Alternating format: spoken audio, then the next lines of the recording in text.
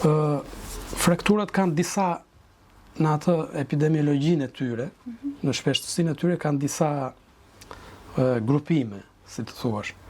Për shembull, në moshën e fëmijëve, mosha pediatrike, frakturat më të shpeshta që ne shohim janë frakturat e brylit. Fëmijët duke luajtur rrëzohen, përpiqen të mbrohen me dorë dhe fraktura më e shpeshtë e tyre është fraktura e brylit. Tek të rriturit, adultët që janë në moshë aktive, moshë pune, më të shpeshta fraktura i shohim tek meshkujt, që lidhen me aksidentet automobilistike ose me aksidentet në punë, për shembull punëtorët e skeles ose rënit nga lartësitë.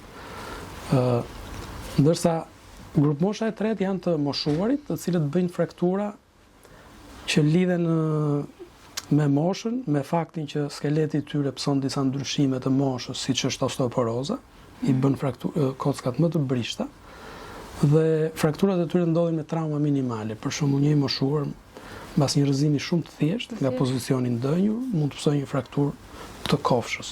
Për shkak se kocka është dobësuar me... Po, për shkak të osteoporozë, kocka tyre është më e brishtë dhe kontrolli i tyre për shkak të moshës ndaj rrëzimit është më i ulët.